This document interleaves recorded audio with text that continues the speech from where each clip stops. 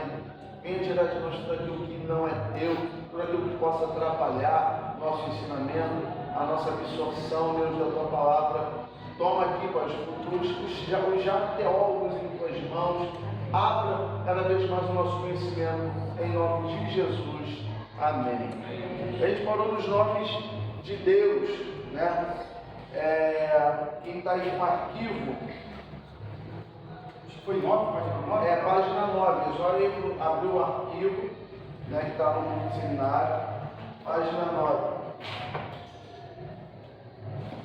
Gente, para quem não conhece, tá? Temos ali o Diácono João, o Diácono Zarroso. Vou falar igual o Ezequiel, né? A doçura dos meus olhos é a minha esposa. Mas o Senhor não vai arrancar a doçura dos meus olhos, né?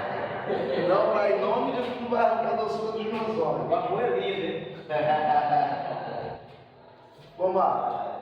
Obrigado. Nós conhecemos Deus por Deus, mas será que é assim que ele é chamado na Bíblia? O nome de Deus é Jeová, como dizem os testemunhos de Jeová. Nessa sessão, nós teremos a oportunidade de ver que o Senhor, nosso Deus, é muito grande para ser contido em um só nome. As Escrituras do Antigo Testamento nos apresentam vários nomes pelos quais o Senhor é chamado. E estes nomes, sendo conhecidos, nos fazem compreender mais acerca de Deus. Dividiremos esta sessão em nomes genéricos e nomes específicos de Deus. No Antigo Testamento, os nomes genéricos, Elohim, estes nomes são chamados genéricos, porque são também aplicados a divindades falsas no Antigo Testamento. Exemplo, Baal. Baal no hebraico é Senhor. Então, ali já tinha, vamos dizer, dois senhores. Baal também é o Senhor dos céus. Então você vê que divergia muito essa questão. Enquanto, por isso que eles fez aquela competição, né? Vamos ver qual Deus é o verdadeiro, qual Senhor, qual Baal é verdadeiro. Esse que vocês estão falando ou o meu? Né? A gente já conhece a história. Isso acontece porque a causa da língua, povos de uma mesma língua chamam seus deuses pelos mesmos nomes. Né? Eu falo em espanhol, mas em inglês eu sou muito ruim, tá? Gênios, isso aqui mesmo, nos dá para esta palavra a significação de forte, poderoso, poder e graça. Exemplo, isso a gente vai estudar em angiologia, né? Esse vou escrever aqui, tá? Para todos verem. Angiologia, nós temos um arcano chamado Miguel. Tudo que é é Deus. Ou seja, Miguel aceita-se pela Mishnah, pela Cabala, que ele foi criado a partir de um grito de Deus. Quando houve rebelião nos céus e Satanás quis se rebeliar, como está Isaías, Ezequiel, vou subir os mais altos montes e vou pegar o teu trono. Deus gritou, Miguel, mas não é pedindo ajuda de Miguel. Miguel é a tradução, quem é semelhante ou superior ou igual a Deus. Então, Miguel saiu de um prato, Miguel. Então, tudo que nós vemos, no final, Miguel, Daniel, Samuel, né, Rafael, embora eu não acredite no arcanjo Rafael, a Bíblia não menciona, tudo que tem no final você pode ter certeza que tem alguma coisa a ver com o Senhor. Significa forte, poderoso, poder e força. E diz que a palavra é usada em geral para nome do Deus do céu, mas pode ser também aplicada a ídolos. Quem pode abrir Salmos, de número 81, versículo 10, e Daniel, outro abre Daniel capítulo 11, verso 36.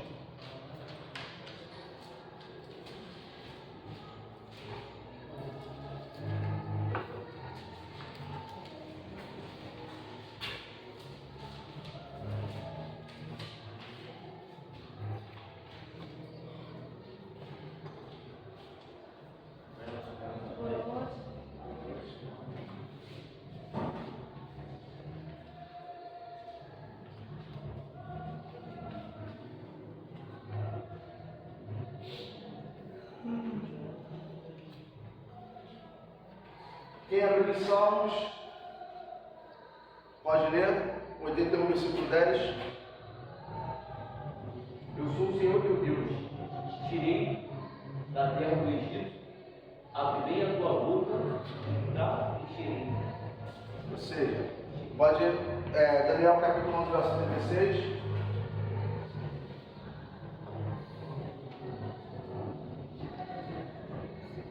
Daniel 11, 36.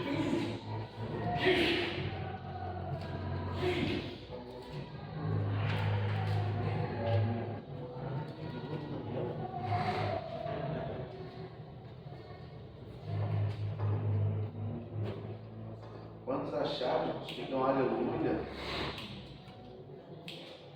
Daniel capítulo 11, verso 36.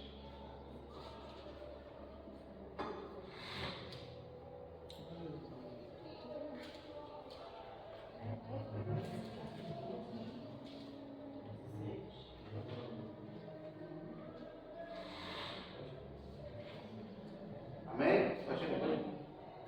E este rei fará conforme a sua vontade, levantar-se-á e engrandecer-á sobre todo Deus, e contra os deuses falará coisas espantosas. Será próspero até que a ira se complete, porque aquilo que está determinado será feito. Então, ali, Senhor, né? Rei, Senhor, caramba, fica até. Que eu quero escrever algo que dê para todos os irmãos. Aqui dá para pagar depois, não dá? Mas dá um jeito, fica tranquilo. Então, no grego, a palavra é Kyrios, né? Senhor. Então, tudo que é. Só que Kyrios não é só aplicado a Cristo, mas também ao senhorio. Se eu fosse escravo, né? Eu tenho um Kyrios, eu tenho um Senhor. Então a palavra, toda vez que aparece a palavra El, pode ser aplicada também a Deus, mas também a ídolos. Salmos 81, versículo 10, né? Geralmente a gente usa esse salmo quando a igreja está fria, né? É o seu Senhor que te tirou da terra do Egito. Abra a tua boca, abra. E aí a pessoa parece que anima, né? Aí vai e glorifica a Deus. Mas eu, Senhor, Rei, a palavra pode ser também, tá? Também, porque o hebraico antigo é muito rico. Mas vamos lá, depois eu vou falar sobre isso aqui. Elohim, esta palavra pode ser no plural do nome divino El. Por isso que no conceito de trindade a gente abraça essa palavra Elohim, porque ela está no plural, né? Por isso que quando a gente fala que é o conceito de trindade, quando a gente vai debater com um judeu, um unicista da vida, né? Um unicista é uma pessoa que só crê num Deus, ou seja, por toda a minha vida, ao Senhor. Pastor Moisés é unicista, ele não crê que Jesus é Deus, ele crê só num Deus, ele é um unicista. Quando a gente vai combater com essas pessoas, a gente pega esse verbo Elohim, que está no plural. Amém? Então tu está falando de três deuses? Não, estou falando de um Deus triuno. Está aqui, está as outras observâncias. Mas vamos lá, a gente não precisa ser raciocínio. Essa palavra pode ser o plural do nome divino El, que provavelmente deriva da raiz Eu. Tá? Esse Eu que é do hebraico. Com o significado de preeminência. Alguns autores dizem que esta palavra é o plural de Elohá, ou Eloá. É usado também para designar uma divindade, uma aparição divina, ou homens com autoridade, com o artigo definido. Significa o Deus único e verdadeiro. Deixa eu ver isso aqui. Se eu vou ter que... Não. Então, hoje os judeus, tá? É porque eu vi aqui que não tem. Os judeus hoje, eles não chamam Elohim, Eloá, eles se referem a Deus como Hashem. Significado, o nome. Então, um judeu, ele fala Hashem, ele já sabe que está falando o Senhor. Eu tive a oportunidade de embarcar um judeu messiânico, né? E quando ele ia falar o nome de Deus, ele falou assim, ó, eu vou falar porque eu preciso, tá? Para você entender. Olha a reverência dele. Senhor, exaltado, seja glorificado, seja o teu nome, bendito és tu. Aí ele falou, Deus. Enquanto nós, ai meu Deus, ai meu Deus, ai meu Deus, ai meu Deus, viu o carro bonito, ai meu Deus, ai meu Deus. Aí a conta da fatura alta, ai meu Deus. E aquele negócio de não pronunciar o nome do Senhor, irmão? Claro que existem regras, que só vale no Novo Testamento, do Antigo Testamento, aquilo que o Novo dá luz. Show! Mas o Deus é o mesmo, ele tem que ter a reverência. Então, ele até me passou um livro dele, eu comecei a ler, né, o livro dele, o livro que eles têm judeu messiânico, é um livro muito bom, mas só que ele estava todo momento referindo ao Senhor como Hashem, e quando ele quis falar especificamente de Cristo, ele exaltou, Senhor, exaltado seja o teu nome bendito nas alturas. Aí falou, Deus, Cristo, não, ele falou Deus, ó Deus, né? Por isso que você vê em alguns escritos judeus, vem assim, ó, dos, né? Eles não pronunciam, eles não falam Deus, entendeu? Então, um dia eu falei isso na igreja onde eu pastorei, os judeus messiânicos, né? Eles falam uma coisa e a gente tem que dar o braço a torcer. Eles falam que nós, protestantes, somos irreverentes com Cristo. Que a gente não reverencia Ele da maneira que tem que ser reverenciado nos cultos, no padrão de vida, no respeito. E assim, eu posso falar uma verdade? Isso, não sei se aplica, eu vou falar da minha igreja, aplica-se também à minha igreja. Se a gente for jogar mesmo a reverência que eles têm, pega um culto muçulmano, numa sinagoga judaica. Você pode visitar uma sinagoga judaica, ver onde tem, em Ópolis tem uma. E uma curiosidade, toda sinagoga judaica, o altar dela é construído apontado para Jerusalém. Né? Você pode ver a reverência que eles têm. Compara hoje com as nossas igrejas. O que é exaltado nas nossas igrejas são as nossas necessidades ou o nome de Cristo? O que a gente vem buscar nas nossas igrejas? Uma melhora financeira ou agradecer a Cristo? Então, claro que a gente não tem que olhar para o judeu e querer ser igual aos judeus, até mesmo porque eles não gostam da gente, mas temos algumas coisas para aprender em questão de reverência. Mas vamos lá. El Elohim significa aquele que é sublime, exaltado. Isaías 14, Isaías 6, vem falando de ele acima, exaltado, elevado. Então, esses são os nomes genéricos. Por que o nome genérico? É um nome que talvez possa ser dado a pessoas comuns. Mas agora vamos para os nomes específicos. Tópico 2, Adonai, El Shaddai e Yahvé. Também queria corrigir algo que acontece muito nas nossas igrejas. Na Bíblia não existe a palavra Shekinah, né? Shekinah. É a glória visível. Não. Na Bíblia, para se designar a glória de Deus, Kavod, tá? Shekinah não está ali, você pode ver, não está no hebraico dentro das nossas Bíblias, que eu digo Novo Testamento, tá? Toda vez que alguém quer falar da glória de Deus, Kavod. Porque no tempo de Salomão me desceu a Kavod do Senhor, a glória manifestou. Então, eu sei que a gente tem hinos que fala, derrama a tua Shekinah sobre nós, mas não é porque cantam que é certo. Então a gente vai cantar, tem sabor de mel, tem sabor de mel, a minha vitória hoje tem sabor de mel. A música é legal, o nosso ego, né? A gente viu passando a glória, como da minha carona. quando vai ver na BMW vai se arrepender. É legal, mas é certo? Não é certo. Então, todas as vezes que a Bíblia no Antigo Testamento quer falar da glória de Deus, é kavod, não é shekinah. Claro, agora não precisa me deixar de cantar, porque até eu mesmo canto, mas eu canto ciente que essa Bíblia, essa palavra não está na Bíblia, ela está nos escritos como Mishnah, Talmud, Cabala, não está nada em si bíblico, tá bom? Mas vamos lá. Adonai significa Senhor, soberano, a quem tudo está sujeito e com quem o ser humano se relaciona como servo. Servo. No grego, servo é isso aqui, ó. Dolos. Tiago, né?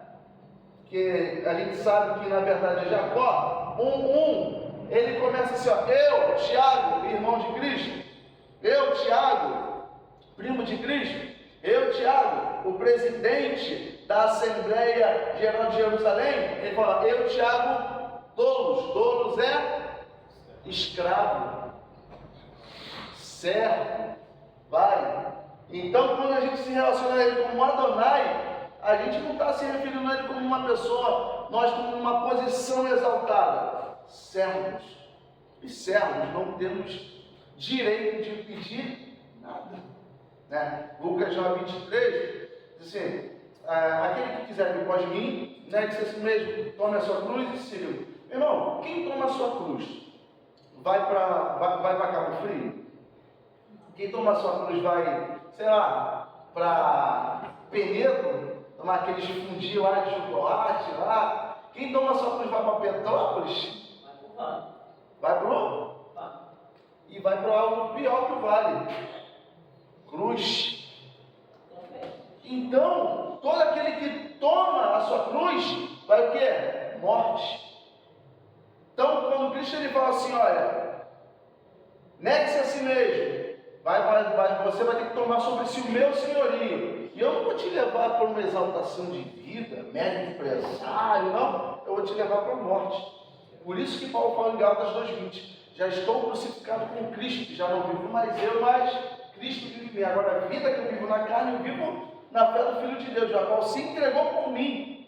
Então, quando nós nos referimos a Adonai, não é só uma palavra bonita que a gente tem que exaltar Ele. Nós estamos lembrando que Ele é Senhor e ao mesmo tempo nós temos que nos lembrar que nós somos servos e escravos. Amém? El Shaddai descreve Deus como um possuidor de todo o poder na terra e no céu. A natureza, a criação, tudo está sob o seu controle. Ele é o Deus Todo-Poderoso, El Shaddai. Né? Adonai, Ele é o Senhor soberano. Yahweh, ou Yahvé, né? Que nós vamos estudar aqui. Eu fiz aqui, é um tetragrama, né? Composto por 4 sílabas, né? Vamos falar, sílabas não, 4 consoantes, 4 letras. Esse nome, ninguém sabe hoje a expressão exata dele.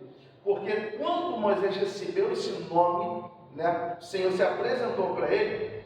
Depois, quando nós vamos ver o Decálogo, né? Deus ele fala para não tomar o nome dele em vão. Então Israel começou a falar outros nomes para não se pronunciar Yahvé, né? Então assim, eu posso falar Yahvé, mas na verdade a pronúncia certa se perdeu, porque Israel não passou a isso temendo o Senhor castigá-lo. Então eu posso falar Yahvé, Ieoa, né? Tem várias pronúncias, mas não se pode chegar a uma pronúncia certa, porque esse tetragrama se perdeu verbalmente.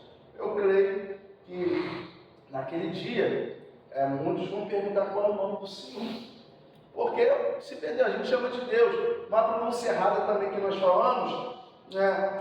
Jeová foi transliterado. Não tem nada assim como o nome dele é Jeová. Não. É Deus, Adonai, Yahweh, Yahvé. Jeová, vamos dizer, foi aportuguesado, né? Javé. Então assim, pastor, é errado falar? Não, não, mas também não é o certo, né? Porque muitas coisas se perderam, ainda mais no tetragrama, tá bom? Nos escritos do Mar Morto, graças a Deus, Deus preservou, tá? Este é o nome que mais aparece na Bíblia, aplicado a Deus. 6.828 vezes na Bíblia hebraica. E na Bíblia hebraica gente, eu falo espanhol, mas eu não sei falar. Stuttgartia. Eu não sei falar esse nome, deixa eu me embora. O hebraico bíblico do Antigo Testamento é composto apenas de consoantes e não vogais. E Yahweh são as letras hebraicas que compõem o nome pessoal de Deus no Antigo Testamento. Temendo descumprir o terceiro mandamento, não tomarás o nome do Senhor em vão, teu Deus, os leitores do Antigo Testamento da Bíblia evitavam pronunciá-lo, substituindo, mesmo na leitura, pela palavra Adonai, Senhor. Né? E uma curiosidade, né? Eu creio que alguns aqui sabem. Todo escriba, quando escrevia o nome do Senhor, ele se banhava, ele parava, se banhava, se limpava, voltava e de novo escrevia. Aí quando aparecia lá Adonai, ele parava, ele escrevia. Antes de escrever, ele parava, tomava um banho, se purificava e escrevia. Isso é reverência. Eu estudando um pouco sobre a adoração judaica, né, eu aprendi algumas coisas, né? Eu não sou judaizante, não gosto dessa questão judaizante, respeito quem é judaizante, mas não concordo, porque é algo que Paulo lutou toda a vida contra os judaizantes, né? Você pode ler lá de Romanos, não, nem Romanos tanto não, bota Gálatas. De Gálatas em diante ele vai batendo nos judaizantes, o escritor de Hebreus também. Mas assim, uma coisa que eu aprendi muito com os judeus é que cada movimento que eles fazem é um sinal de adoração a Deus. Não sei se vocês já viram, no mundo das lamentações, que na verdade que dali não é o tempo de Salomão, tá? Foi o último tempo de Herodes, que quando chegou na década anos 70, tipo, entrou, invadiu, queimou Jerusalém, aquela roça toda. A gente vai estudar isso um pouquinho na história da igreja. Aí sobrou um muro, que na verdade era a parede de um templo. Eles ficam assim, ó. Isso significa que o meu corpo te adora, o meu corpo te exalta. Aí por isso que Paulo fala em Romanos, fala assim, ó, não apresenteis os vossos corpos como instrumento de iniquidade ao pecado, mas temos que apresentar os nossos membros como instrumento de justiça e louvor a Deus. Então, quando a gente exalta a Deus, o nosso corpo ele tem esse poder de exaltar o Senhor, no simples movimento, o simples adoração, levantar das mãos. Então é isso que Deus ele colocou também no culto judaico. Mas vamos lá. Os sinais vocálicos da palavra Adonai eram colocados entre as consoantes que representavam o nome divino, esse tetragrama. Com esta prática, a pronúncia do nome de Deus se perdeu. Os eruditos bíblicos hoje, em sua maioria, usam a palavra Yahvé ou Javé, e dando a razão histórica para isso. Diz a Comissão de Tradução, Revisão e Consulta da Sociedade Bíblica do Brasil. Teodoreto, pai da igreja, da escola de Antioquia, falecido em 457 d.C., afirma que os samaritanos tinham o Pentateuco em comum com os judeus, porque na verdade os samaritanos também, eles eram primos, vamos dizer, os judeus que se contaminaram com as mulheres estranhas, mas eles eram hebreus. Eles eram hebreus, porque eles só se contaminaram, saíram do exílio. Eles diziam aquela palavra, deixar as vossas mulheres estranhas. Teve pessoas que falaram assim, não, vamos deixar as mulheres estranhas, mas teve outras pessoas que não. Causou-se a divisão. Já tinha o reino do norte, já estava destruído, etc. Então cada um foi, lá eles eram isso aí, eles eram hebreus. Calma aí, Samadar, que tinha um Pentateuco em comum com os judeus, como escritura sagrada, pronunciar o nome de Deus assim, Yahvé, trocando o V pelo B. Clemente da escola de Alexandria, falecido em 216 d.C., transliterava a palavra de 4 letras pro O e Iaové. Também os papiros mágicos egípcios, que são do final do 3º século depois de Cristo, dão como cerca da pronúncia acima referida de Teodoreto e Iavé. Antioquia se levantou muitos líderes, inclusive Inácio, que é o discípulo que a gente vai estudar lá na frente sobre os pais da igreja. Pastor, isso daqui que está falando aqui, ó, que foi no ano de 400, ou seja, 1500 e quase 1600 anos atrás. Só que hoje os judeus, os judeus ortodoxos, ou seja, não messiânicos, eles continuam fazendo a mesma coisa com Elohim. Eles não podem falar Elohim. Aí eles colocam uma letra a mais no meio. Para não pronunciar. Eu estava vendo semana passada um debate com o Rabino Mirra.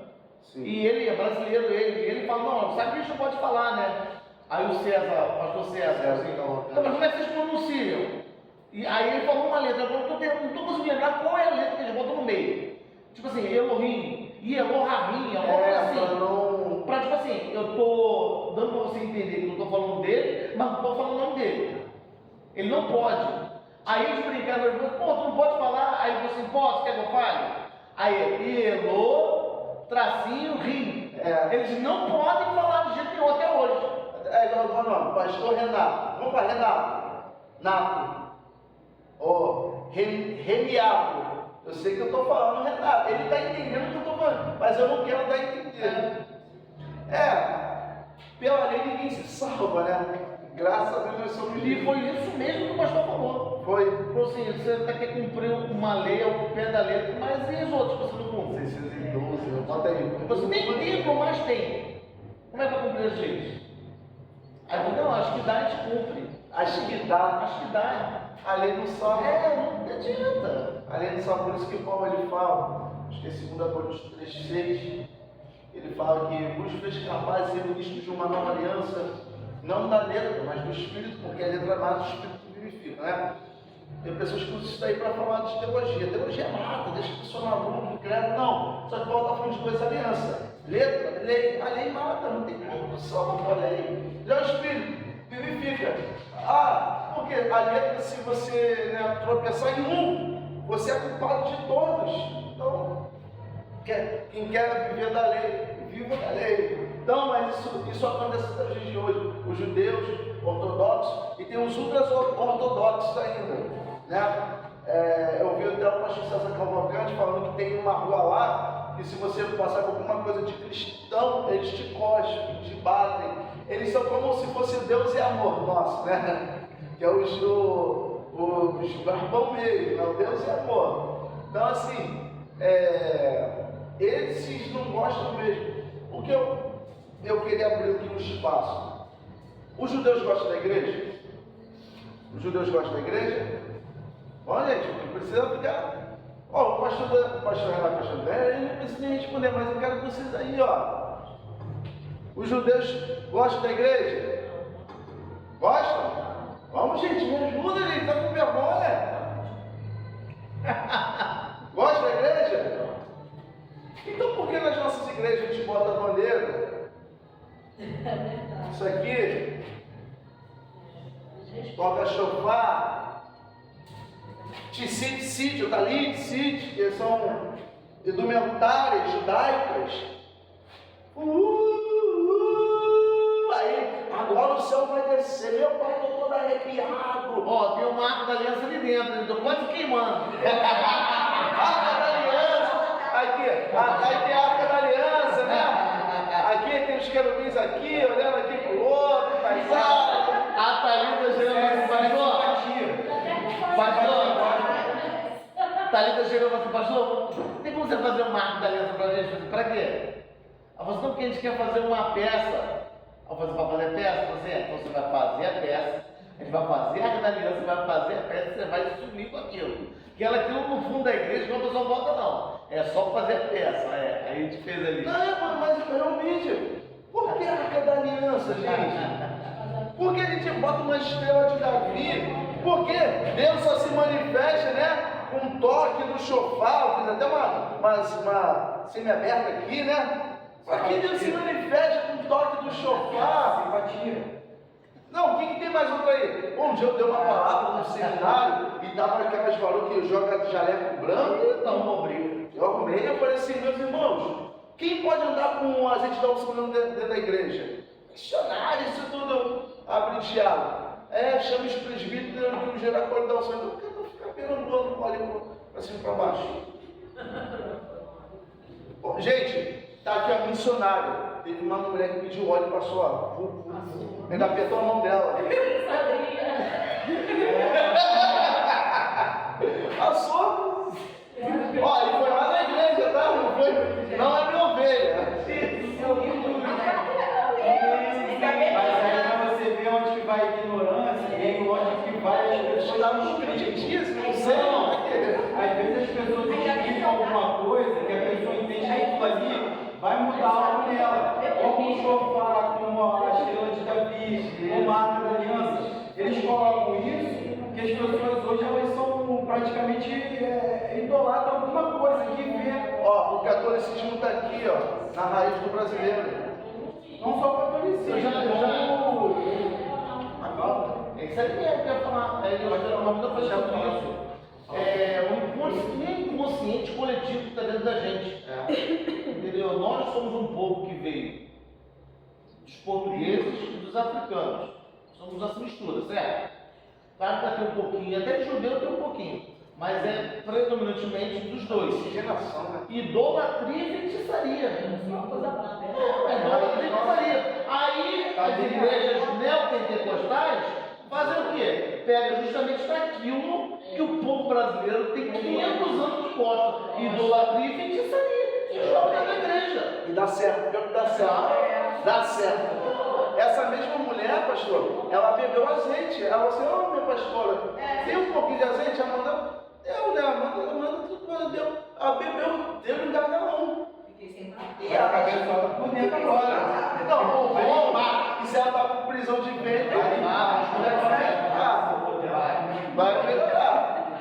Então, porque tem igrejas que gostam disso. Arca da Aliança está sumida, estrela de Davi, não tem nada a ver com a igreja. Chofar, gente, chofar é coisa de judeu. Ó, quando Paulo ele fala, deixa eu procurar aqui, é 1 Tessalonicenses. Ai meu Deus. Poxa, quando eu falei isso, a mulher não gostou não, mas formei no final. Ela, né, assim, ó, então, serva de Deus, aguenta aí. Vamos lá. Desculpa, 1 Tessalonicenses, capítulo 4, verso 16, diz assim: pois o mesmo Senhor descerá do céu com um grande brado. Toda a terra vai ouvir. 2, a voz do arcanjo. Israel vai ter que saber que o Messias voltou. 3, trombeta de Deus. Ou seja, quando Cristo aparecer, toda a terra vai saber que ele voltou. Apareceu. 2, a voz do arcanjo, porque o arcanjo Miguel aceita-se que ele não está por aí. Arcanjo Miguel também luta por Israel, mesmo que Deus ele hoje virou as costas para Israel, tá? A visão profética é a igreja.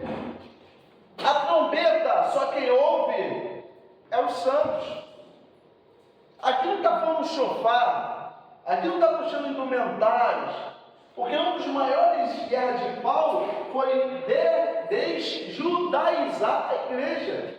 Quando Paulo fala, há um grande brado, voltou. O grande brado pode ser o quê? Socorro, não sei. Porque vai acontecer catástrofes aí mesmo, vai acontecer algo ruim. Moto vai bater, carro, avião, todo brado. E Cristo, né, aceita-se, tá? Eu vou falar bem, senão vocês vão se obrigar a concordar comigo. que ele vai aparecer nos ares, ele não vai pisar na terra, nos ares, como da Paulo, dizendo, vai, toda a terra vai saber, Israel vai saber, ao som do arcanjo, e a trombeta é a igreja, só quem vai ouvir é a igreja. Agora, onde está chofar? Porque chofar é um instrumento usado para guerra, para adoração, também, mas era mais para guerra. Se você for ver os sons do chofar na tradição hebraica, tem chofar, tem um toque do chofar para o lixo, gente. Tem toque do chofar para fechar os portões. Entendeu? E vem cá, agora, por exemplo, eles usavam muito antigamente quando iam ungir alguém. Botava azeite chifre, né? O chofar quer dizer chifre, né? Chofar é chifre, é o chifre de carneiro. É porque a simbologia para eles o chifre é um poder. animal poderoso, né? Então é poder. A ideia que se passa com o chifre, né? Poder. Mas assim, o Senhor falou certo para eles, judeus, mas às vezes a gente, mesmo a gente não fazendo isso, tá? Vou englobar. Às vezes a gente faz isso porque é legal. A gente acha legal, vai passar um tom mais, né, de espiritualidade, né? Então assim, os judeus sabem o que fazem. Mas aí Isso daí precisa, me perdoa, pastor, isso hoje em dia está tão complicado. Espero até não estar assim, entrando numa questão complicada em relação à minha igreja do pastor. Mas até você pode ficar soprando o microfone e. Não, pode ficar na igreja não tem isso não. Isso tudo vão fazer os outros arrepiar. E o helicóptero. Desce. Sinta o som. É isso aí. Gente, isso aí não precisa. São coisas que, infelizmente, a igreja está indo. Eu vou tentar traduzir. Todo aquele que quer passar uma espiritualidade acima do normal está doente. Pronto. Não precisa. Então, a gente vê que geralmente essas pessoas que confiam, pregam isso, elas não estão num seminário como esse. Por isso que eu disse que na primeira aula, as pessoas iam começar a ver vocês como os santarrões, os sabedouros, ou libertinos da teologia, porque tem coisas que a Bíblia não aponta que é pecado, meu irmão. Vocês sabiam? Eu estudei isso, tá? Para mim não foi uma ditadura, foi um regime, tá? Falar a ditadura do Brasil foi. Ditadura é escolhe teu corte de cabelo, emprego, etc. E aí vai. Os pastores da Assembleia de Deus proibiram as suas irmãs e os varões de usar o vermelho, porque o vermelho é a cor da pombagira. Mas só que estavam querendo combater o quê? O comunismo e proteger a sua igreja do comunismo. Então, vermelho é a cor da pombagira. Só que a Bíblia exalta o vermelho carmesim, que é o sangue do nosso Senhor.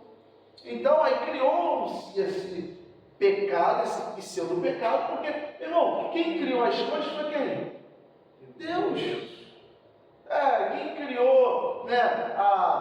Não vou comer fubá, porque fubá é de Exu. Irmão, mas quem criou o fubá? Deus. Fubá é milho, né? Fubá é milho.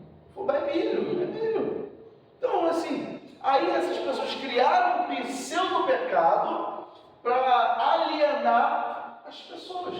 Aí quando você vai para a Bíblia, 1 Coríntios 6,12, todas as coisas me são lícitas, mas nem todas as coisas me convêm, todas as coisas me são lícitas, mas eu não me deixarei dominar por nenhuma delas. Meu irmão, eu sou livre. Sou livre. Porém, nem tudo eu posso fazer. Pastor, posso tomar cerveja na minha casa? É pecado? A Bíblia fala que o álcool, ele escarnece, tira o sentido, entorpece. Tá, é isso. Tá? É pecado? Não. Mas, se escandalizar o teu irmão, tu está pecado. Tu está pecando. Eu estou tomando a cerveja em casa, irmão. Por que isso, varão? Tu está pecando. Tem que parar de fazer isso imediatamente. Então, assim, a graça, como eu disse na primeira aula, é bem pior do que a lei, gente. É bem pior. Eu fico com Efésios 5,17, né? Não vos embriagueis com vinho, que é contenda, mas enchei-vos do Espírito Santo. Vamos lá.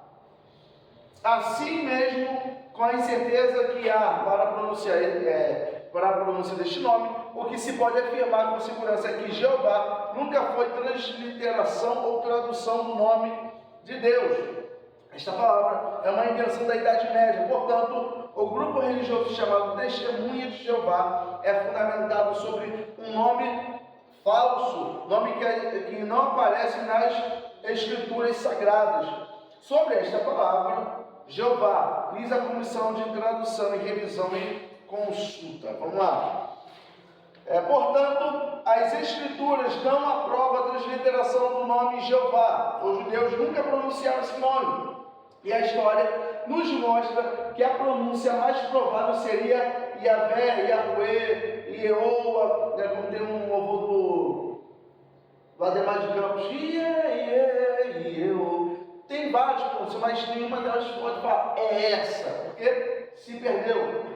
Não sendo esta, Jeová está completamente fora de cogitação. Este nome Javé, vamos chamar assim, aparece unido a outros termos qualificativos de Deus, formando assim nomes compostos, como por exemplo, Javé Jireh, né?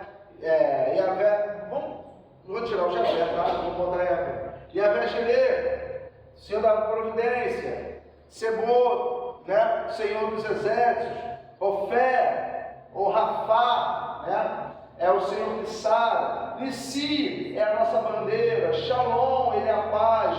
Roê, ele é o nosso pastor, né? Quando usamos 23, como está lá. Sequenu, a nossa justiça. Chamar, ele está presente, né? No Novo Testamento, os nomes de Deus. No Novo Testamento tem alguns equivalentes gregos, né? Como a gente sabe. O Antigo Testamento ele foi escrito em hebraico e o Novo em grego. Né? E também tem umas palavras do Antigo, ainda mais pós-exílio, que foram escritos em aramaico também. Tá? Vamos lá. Para El, Elohim e Elion, usa a palavra Deus, que também usa a palavra genérica, o equivalente ao Elion, Deus Altíssimo. Encontra-se na expressão teu, tou e Rupistou. Isso aqui é um grego antigo, tá, gente? Rupistou. Shaddai e El Shaddai, Todo-Poderoso e Onipotente. É traduzido no Novo Testamento por Pantocrator, Theos Pantocrator. Ou seja, existe a questão da transliteração. Quando acontece a transliteração, né, vamos falar assim um exemplo.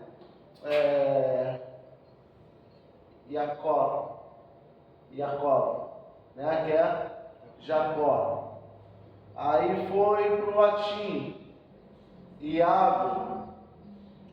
Foi para o inglês, James. Aí veio para o Brasil, português, Tiago. Então nessas transliterações, às vezes você se perde, não vou falar a essência, mas o sentido. Exemplo, se você chegar na igreja e falar assim, vamos abrir no livro de Jacó, só que vai saber que é teólogo, né? Aí você vai direto no livro de Tiago. Por quê? A King James, né, foi a tradução do rei Tiago, do rei Jacó. Se você for ver as palavras lá no Antigo Testamento, você vai clicar nos nomes de Deus, não vai estar outro nome a não ser o tetragrama. Eles são muito fiéis a isso aqui, James. Por isso que é bom vocês terem vários tipos de Bíblia. A Genebra, a Thompson, a James, tem uma Bíblia de um brasileiro aqui, Bíblia de Nelson, a Bíblia cronológica, de uma maneira certa, né? Porque o primeiro livro da Bíblia cronologicamente de pastor e bibliologia não é Gênesis, datado é Jó. O último a Bíblia do Antigo Testamento não é Malaquias, é Esther. Né? O primeiro evangelho não é Mateus, é Marcos. Então, quando você estuda a Bíblia cronologicamente, essas palavras originais elas trazem mais sentido, e por isso que você às vezes vê pessoas te pregando e diz, caramba, como é que o cara tirou isso? O cara não inventou, porque hoje não existe mais ninguém original. Está escrito, eu só estudo de uma maneira certa. Vamos lá. Quando o nome de Yahvé segue a Septuaginta. O que é a Septuaginta? Foram 70 judeus que traduziram a Bíblia, puxaram do hebraico, né? Toda aquela história, a Vulgata Latina, a Septuaginta, e aí vai. Vamos lá. Que traduz essa expressão Kyrios, como eu bem disse ali, Senhor, que deriva de força, poder. Este nome não tem exatamente a mesma conotação de Yahvé, mas designa Deus como poderoso, Senhor, possuidor, regente, que tem autoridade e poder legal. Cristo também recebe este nome. Também encontramos Deus sendo chamado de Father, Pai. O Antigo Testamento já chamava Deus assim, para designar a relação de Deus com Israel. No Novo Testamento usa a expressão para demonstrar Deus como originador ou criador de tudo. Bem, pelo que acabamos de estudar, podemos ver que Deus é identificado por vários nomes na Escritura. E cada nome de Deus nos mostra uma característica do Senhor. Reflita nesta característica, pois elas juntas vão nos revelando quem é Deus e o seu caráter. Quando eu falo da questão, eu acho que eu falei semana passada, que Deus ele fala para Moisés, né? Eu sou o que sou. Né? No hebraico achei que eu serei o que serei. Né? Deus ele é transcendente. Né? Nós temos um erro de tentar limitar a Deus. Na verdade, nós tentamos humanizar Deus. Né? É o que não tem acontecido nessa geração. E eu falo que Deus ele é amor. Mas o amor dele não anula a justiça dele. Por quê? As pessoas usam aqui o Espírito Santo, aqui não estou falando que não dá, nosso meio como igreja. Usam só o Espírito Santo para rodar, falar em línguas, tá? Quem está falando aqui é um pentecostal, tá bom? Rodar, falar em línguas, entregar mistério, manto, etc. Aí fala assim, o Espírito Santo não é muito bonzinho. Mas quem foi que matou a Ananias e Safira? Quem foi que matou a Ananias e Safira? As pessoas elas só leem a Bíblia com aquilo que convém a elas. Quem matou a Ananias e Safira? O Espírito Santo, meu irmão. Foi o doce presente, o doce matou. O doce matou, meu irmão. Então, as pessoas usam o Espírito Santo só para isso. Um dia eu tive uma conversa com um pastor meu, que eu converso com ele da Batista, e no dia seguinte ele falou sobre a divindade do Espírito Santo. Meu irmão, eu vi aquele homem quase chorando. Aí no dia, pastor, eu fui pregar na Assembleia de Deus. Meu irmão, era uma gritalhada. E quem está aqui foi comigo, é o Diácono João. A Diácono Israel também foi comigo nessa igreja. Já foi um episódio diferente. E Espírito Santo, na hora da palavra. Aí eu falei assim, pô, engraçado, Espírito Santo é esse engraçado, né? Só um movimento e vai embora. Sabe quem é o maior divisor de igrejas que nós temos? Entre aspas. Quem é a pessoa que mais divide a igreja? Entre aspas. O Espírito Santo. Eu vou naquela igreja ali, que aquela ali vai gritar. Então vou ali que ali tem mais Espírito Santo. Aí abre outra aqui, que tem mais o Espírito Santo. Aí eu vou para lá, porque lá tem mais Espírito Santo. Aí abre uma missionária da Chimondonga, que revela até o dia que eu nasci, a hora que eu nasci, a única gravada que eu tenho. Então eu vou lá, porque lá tem mais Espírito Santo. Aí até eu chegar à conclusão que ninguém tem mais Espírito Santo do que eu. Aí eu abro a minha igreja. Aí porque eu tenho mais Espírito Santo. Aí alguém que está dentro da minha igreja sai e vai para outra igreja porque ele acha que tem mais Espírito Santo do que eu. Aí o ciclo se repete. Que adianta? Eu carrego uma frase comigo do Mauro Henrique, um roqueiro, se tu vê ele, é cristão. Mas meu irmão, o cara fala assim, a fé sem amor é faca. Não vai ver as músicas do cara.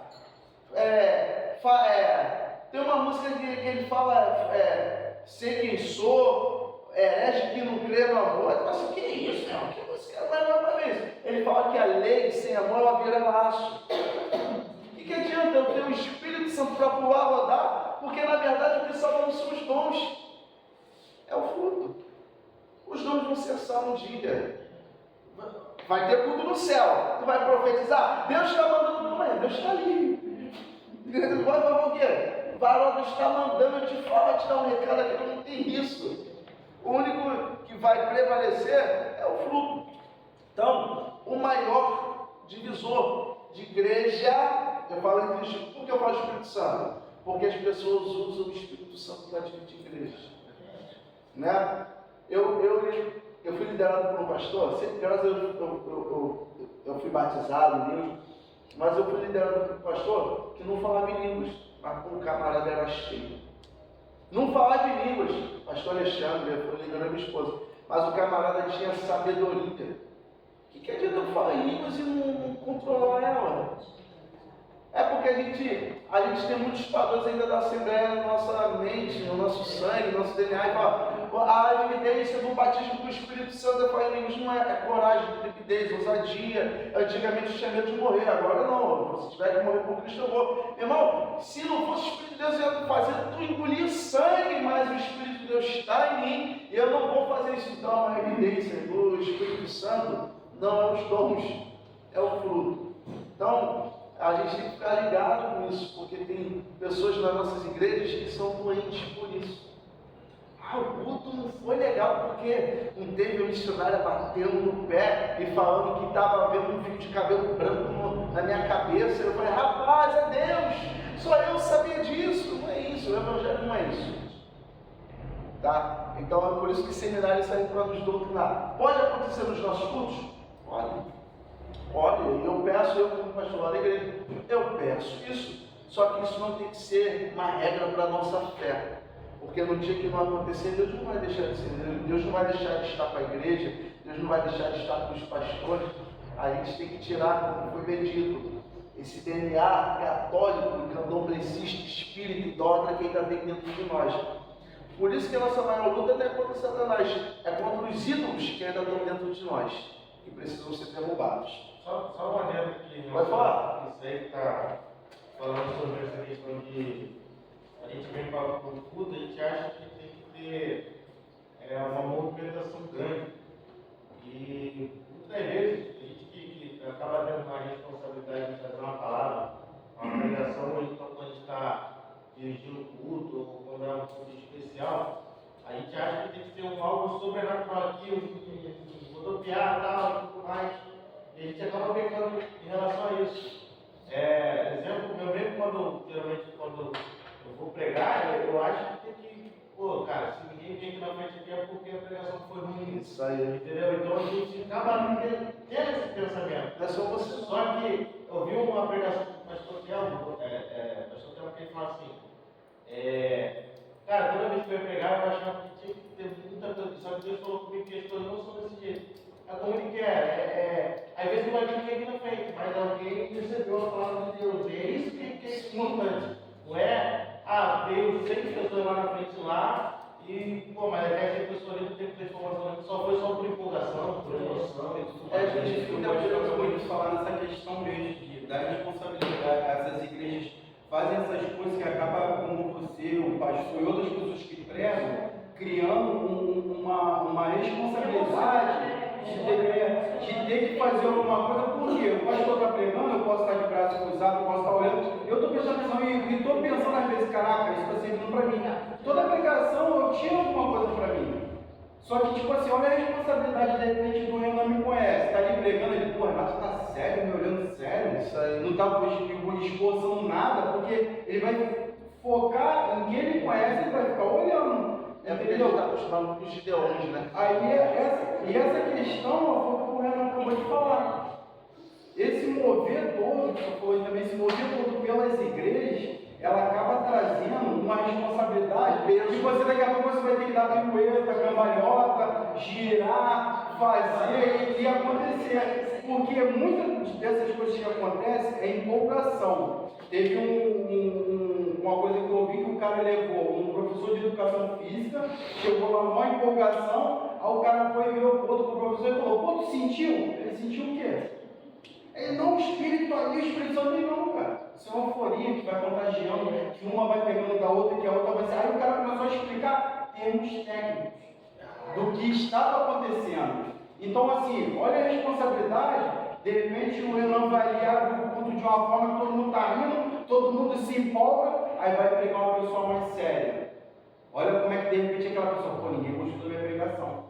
Entendeu? Porque isso que está acontecendo em volta, como vocês falaram aqui, isso traz uma responsabilidade maior. E a pessoa que está aqui, se ela não tivesse discernimento de vir para a igreja para adorar a Deus primeiro, para depois, quando vem a palavra, entender da palavra, se não tivesse discernimento de ver o que o pastor está pregando, entende o que ele está pregando. Não, ele quer que de repente Deus fale direto com aquele problema que ele está tendo. Quando o pessoal vai para uma igreja por causa de uma novidade, algo diferente, a liderança da igreja, a partir de então, tem que inventar todo mês, toda semana, se possível, algo diferente que for, porque a pessoa só está ali por causa disso. Entendeu? Por causa de uma campanha, por causa do amuleto, e é um negocinho que você leva para casa, e bota atrás da porta, aí já começa a misturar o judaico, levar uma coisa usada, prender na porta. Aí vira o quê? Modismo. Sim. No dia que para também sai todo mundo. Acabou. Spurgeon que fala assim, haverá um dia em que, em vez de ter pastores pregando para ovelhas, haverá palhaços entretendo bodes. Né? E assim, eu me lembro que uma das primeiras vezes que a minha esposa foi pregar, ela falou assim, filho, eu não tenho voz de pregador, eu não tenho essa potência. Eu falei assim, você tem conhecimento, pregar.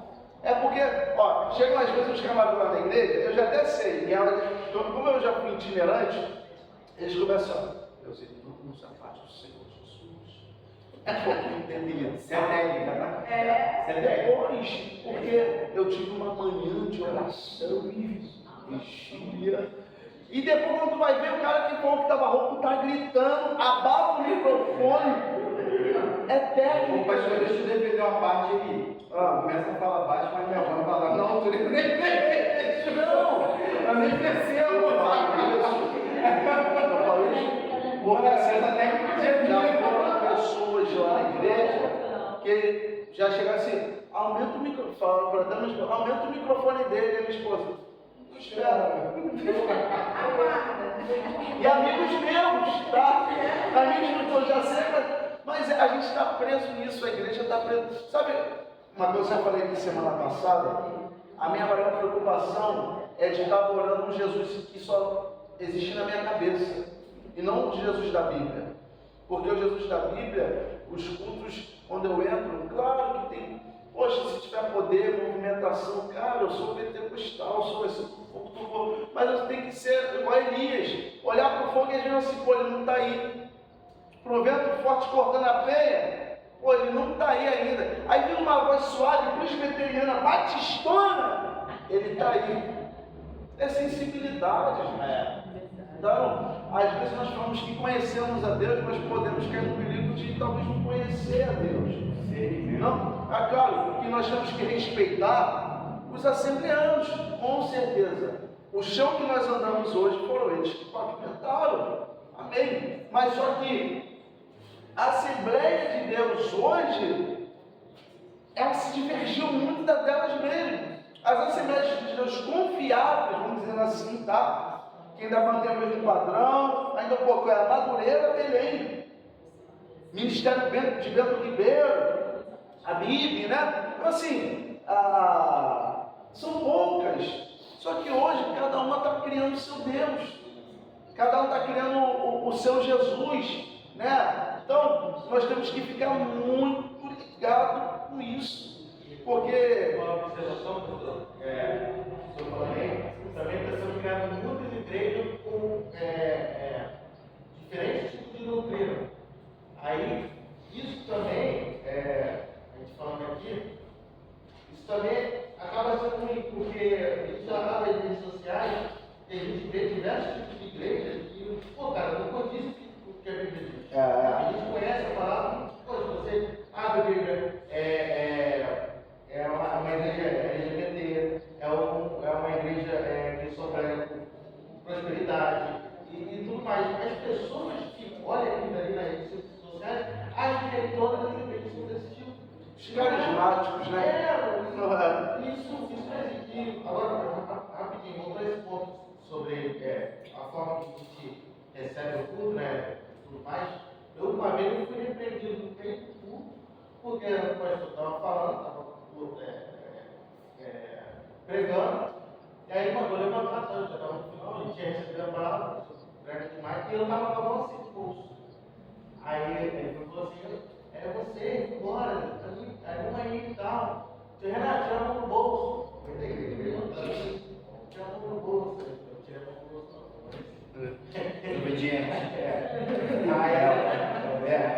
Aí, pô, tipo assim, por causa de uma palavra que ele falou de da minha empresa, eu recebi a palavra.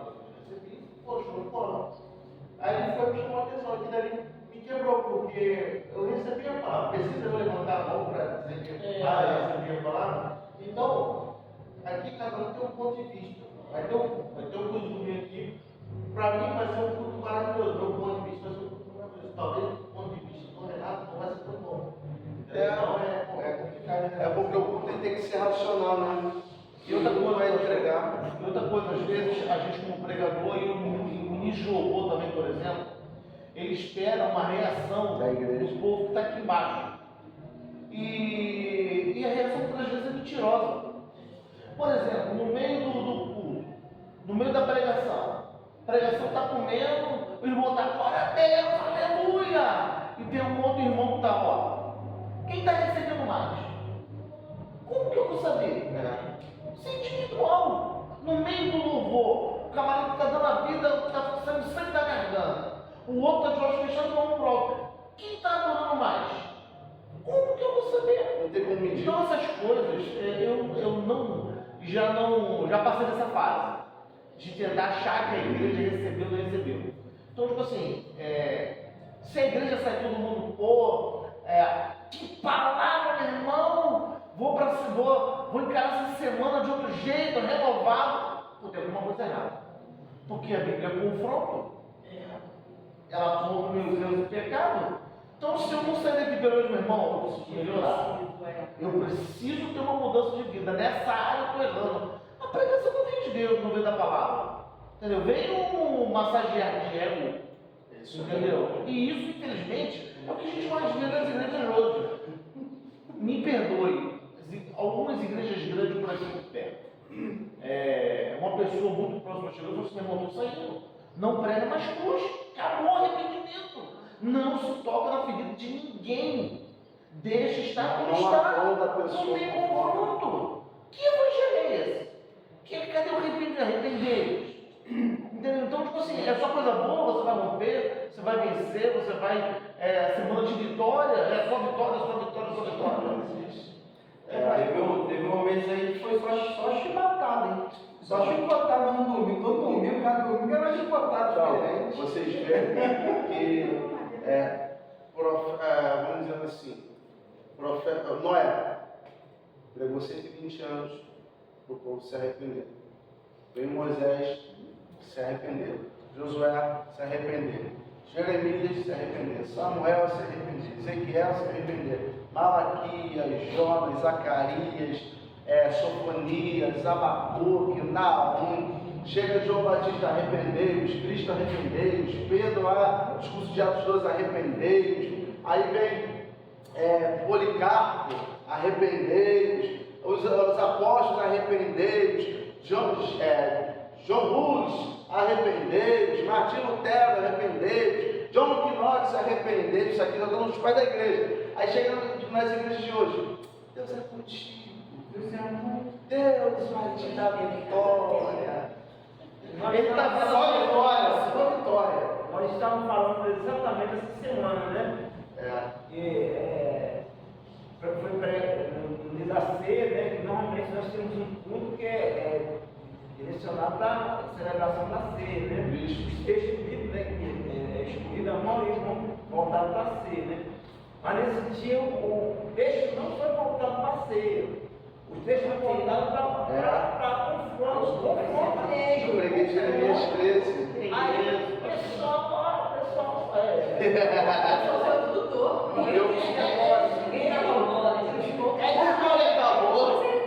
Acabou, glória a Deus. A bicho saiu puxando as mãos. Eu preguei sobre Jeremias 13, o cordel que Jeremias enterrou e apodreceu. E eu falei que quando nós estamos em pecados, nós somos desprezíveis para Deus, nós não servimos mais. Então eu preguei sobre isso. Mas não, teve a barra, porque assim, geralmente se a gente prega assim, e eu virei para Deus, eu preparando o estudo ali, estudando, eu falei para o Senhor assim, Senhor, essa palavra é dura demais. Aí eu ia pregar sobre os canhotos de Deus, os improváveis de Deus. Aí Deus botou Jeremias 13, eu escrevendo, é duro demais, o povo vai me abandonar. Aí os servos de Deus ali, mas tá certo, tem que pregar isso, meu irmão. Tem pessoa que saiu assim, ó. Mas, pastor, eu acredito também na questão de prosperidade, na questão de bênção, eu acredito muito nisso também. Só que o problema é quando a igreja só vive disso. Está acostumado com isso. Porque não tem, você pode pregar sobre financeiro, você pode pregar que você vai suprir, que você vai vencer, você pode pregar que você vai vencer, você pode pregar. O problema eu vejo que quando a pessoa foca só em vencer, em ganhar, em crescer, mas esquece totalmente da palavra. Totalmente como o senhor falou, de pegar o chicote, botar ali, olha, dar uma chicotada. A pregação, ela tem que afrontar. Essa que é a verdade. Às vezes a gente usa o confronto para tirar o confronto. Tem que afrontar. Mas eu gosto de ouvir uma coisa. Não, porque não é Foi o que o pastor acabou de falar, o pastor falou aqui. Quando começa a pregar, você vê o que você tem que mudar, o que tem que melhorar. É igual quando começa a ler a Bíblia. Uma vez que eu caraca, meu, aí tu vai começando a mesmo se confrontar, vai melhorando. Tem que ter palavras, a maioria das vezes, todas as vezes sim, mas eu acredito também na prosperidade também. Eu estou falando que eu acredito também na prosperidade, nas bênçãos, de você também conseguir algo, Deus te dando, entendeu? Só que o problema está que elas fizeram isso igual chofar, lencinho, tijolinho, e falar que você sempre vai vencer, você entra na igreja e vai vencer. Você vai ganhar, você vai ser curado, você vai ser isso, você vai ser aquilo, a pessoa só fica isso. A igreja pode pregar sim, o problema é a pessoa só isso, entendeu? Não tem nenhum equilíbrio, tipo assim, vamos pregar um pouquinho disso, não, é só vencer, entendeu? É só vencer. Oi? Isso experiência de vez a gente faz quarta-feira. Mas eu chamar o pastor que foi ali do lado ali dar uma saudação ali no dia da avivamento. Acabou com o culto aí. A melhor coisa que tem, não tem que fazer nenhuma. O pregador pega e vai embora. Deixa a bomba aí. E só para entregar para o pastor. A irmã ali, ela demonstrou com as palavras dela que ela recebeu da pregação, que foi uma cipuada, foi pancada do começo ao fim, que ela é ovelha.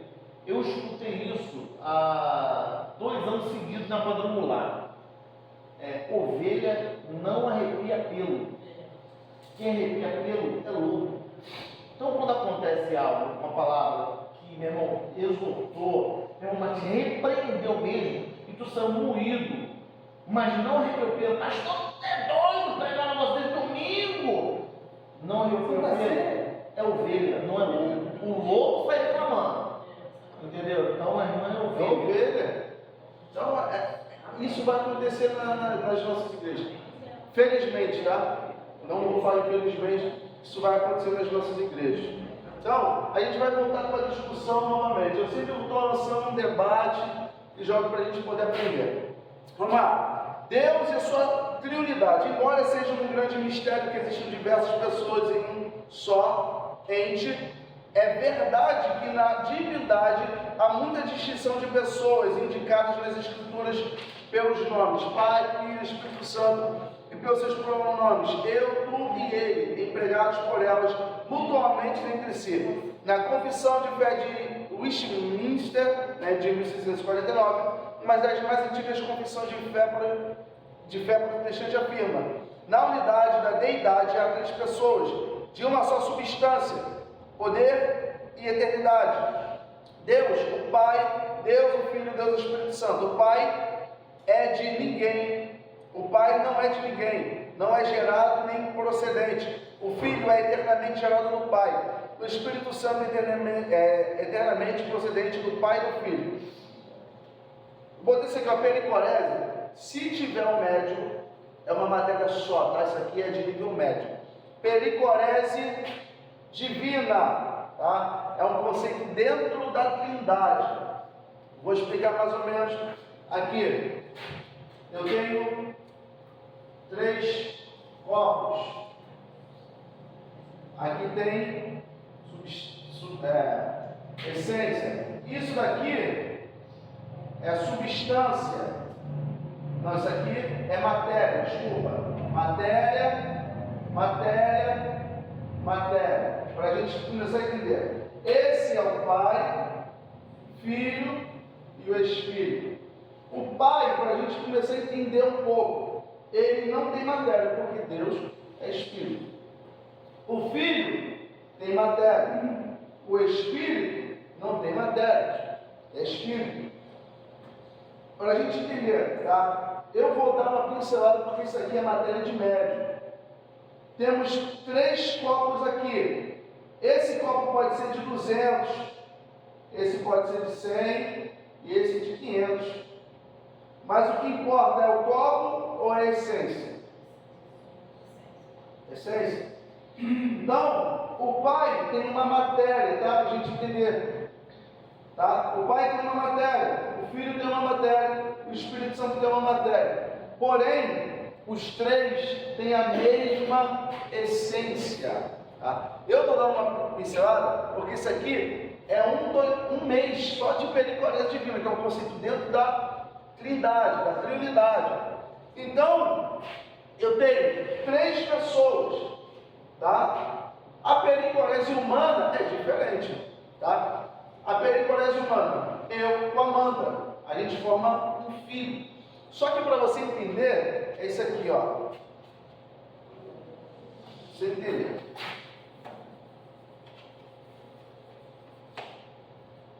Isso aqui é uma matéria que deixa qualquer um de cabelo em pé. Quando vai, eu sei falar de Trindade, então me explica a pericorese. Para de TikTok. Ó, Pai, Filho e Espírito Santo. Pai, Filho e Espírito Santo. O Pai está no Filho. O Filho está no Espírito Santo. O Espírito Santo está no Filho. O Filho está no Pai. Eles coexistem e não se atrapalham. Não adianta, igual acontece muito entre pais. Pai, posso ir no shopping? Não. Aí vai, mãe, eu posso ir no shopping? Pode. Não existe isso. Tá? Não existe. Claro, se alguém for pedir para o Espírito Santo, Espírito Santo, posso ir no quarto? O Espírito Santo vai assim, não. Pô, então eu vou no Pai, que o Pai é amor. Né? Aí vai chegar no Pai, posso ir? Pô, claro que pode, eles não se negam. Então o conceito de pericorese, né, é um conceito que veio depois de Cristo para um maior entendimento. Tá? Pastor, vou estudar sozinho. Cuidado. Tá? Que é um assunto que eu tomei muito. Que isso, cara? Onde que o cara estava com a cabeça? Se hoje a gente tem toda a informação para estudar pericorese, a gente às vezes dá uma embolada. Imagina um camarada de 1500 anos atrás. Então, a Trindade é isso. O Pai não é gerado, ele é. Porque para ser gerado precisa de uma matéria. E para a matéria estar ali, quem foi que gerou a matéria? Então, o Pai não é gerado, ele simplesmente é. Pastor, isso é impossível cientificamente. Claro que é impossível cientificamente. Porque para a ciência comprovar tem que ser reproduzido em laboratório. Não tem como você reproduzir uma criação no laboratório. Então, nós entendemos isso, que a confissão de fé, uma das primeiras, né, vamos botar assim, datadas, que eu creio que vem as confissões de fé antes. Alguém tem uma dúvida na questão da Trinidade? Então, a Trinidade ela funciona dessa forma. Nós temos os mais conhecidos, a reunião da Trindade, que é Gênesis, passamos o homem. Nós temos lá no Jordão, quando ele desce, né? Está ali o Filho nas águas, o Espírito Santo sobre o Filho e a voz do Pai, né? Falando, ele chama meu Filho amado, ele quem me compraz. Pastor, não existe a palavra Trindade na Bíblia. Realmente não existe, porque isso foi, eu acho que foi no concílio de Constantinopla ou no concílio de Niceia, né? Foi uns 400 anos que aquele endemoniado, esqueci o nome do fundador do catolicismo. Esqueci o nome dele. Ele sonhou com um símbolo. Cristo apareceu para mim, que sou este símbolo. Constantino, infeliz do Constantino. Então, existia um concílio, né? E é uma coisa que a igreja está perdendo a identidade, gente. O símbolo do arco-íris é o símbolo do quê? Aliança. Não é dos gays, é nosso. Mas a gente fez aqui, ó. Amo para vocês.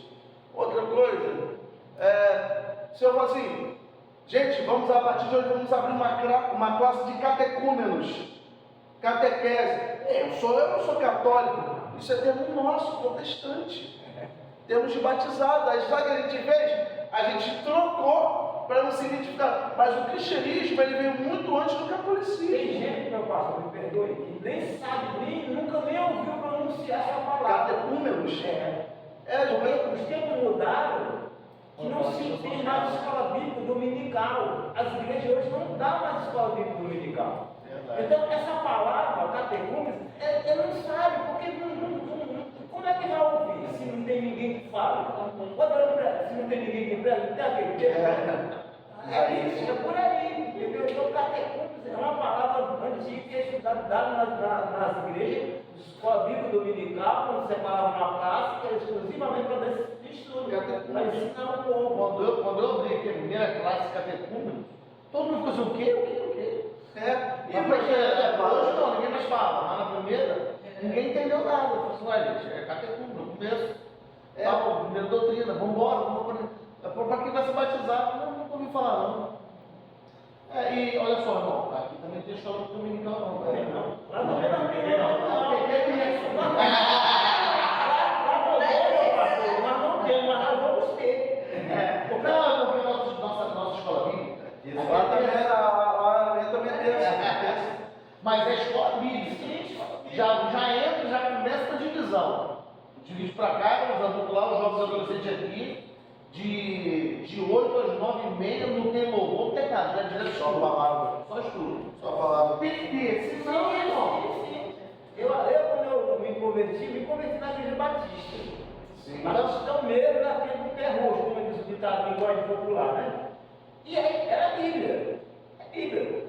Por isso hoje quando eu vejo alguns assuntos que falam sobre questão de conhecimento da Bíblia, a pessoa não sabe, a pessoa tem e aí, alguns não concordam com a teologia. Eles falam, foge da teologia. Não tem que ter teologia, porque a teologia do homem, a teologia mata, que não sei o quê e tal. É igual o João fala, né? Vocês têm a unção dos santos, não necessita que ninguém vos ensine, né? Tem pessoas que pensam isso. Ó, a Trinidade no Antigo Testamento, a doutrina da Trinidade de Deus não é completamente revelada no Antigo Testamento. Ali temos claramente Deus como Deus único, o Espírito Santo como seu agente pessoal e a palavra, o verbo como seu pronunciamento criativo, o Filho, né, como está no Evangelho de João capítulo 1. Como já foi dito na parte 4, encontramos no Antigo Testamento os nomes genéricos e nomes específicos sendo aplicados a Deus. Estes nomes nos ajudam a compreender mais um pouco sobre o Senhor e sobre a doutrina da Trindade. Observe, por exemplo, Gênesis 1, como eu falei, onde no hebraico temos as seguintes palavras, né? Bereshit bara Elohim, no princípio criou Deus. Elohim, como nós estudamos, é no plural. Bereshit bara Elohim, né? A palavra que é traduzida por Deus aqui é Elohim, que é uma palavra no plural. Então, para ficar correto gramaticalmente, uma tradução literal de Elohim seria deuses, se fosse literal, tá? Mas há um problema, pois o verbo parar, criar, está no singular. Assim, a palavra Elohim, Deus, vindo no plural, revela não que haja muitos deuses, mas Deus é uma unidade composta, Pai, Filho e Espírito Santo. Em vários lugares Deus confira isso, usando o verbo no plural, para se referir a si próprio. Desçamos, façamos, ou seja, Deus não fala, vou descer, vou fazer, desçamos, façamos, ou o pronome nós. Ali, no momento da criação, Deus é chamado de Elohim, porque criava o mundo, Pai, o Filho e o Espírito Santo. Hebreus capítulo 12, versículo 6, né? Hebreus capítulo 11, né? 1, 2, 3, 4, assim, porque pela fé nós cremos que o mundo foi criado pela palavra, porque sem a palavra nada do que foi feito se fez. Amém? Vamos lá. Para os judeus do Antigo Testamento, a grande confissão sobre o seu Deus era Deuteronômio, né? Errado, Elohim, Israel, né? Adonai, que vamos dizer assim, é a confissão de fé deles.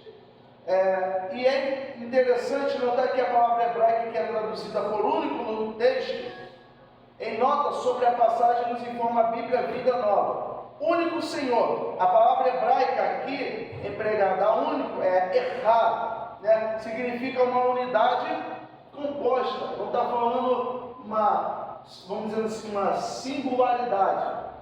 Quando ele fala errado, eu esqueci como é que se fala, gente, eu não falo hebraico, tá? Tem essas pessoas, eu falo hebraico, não falo hebraico.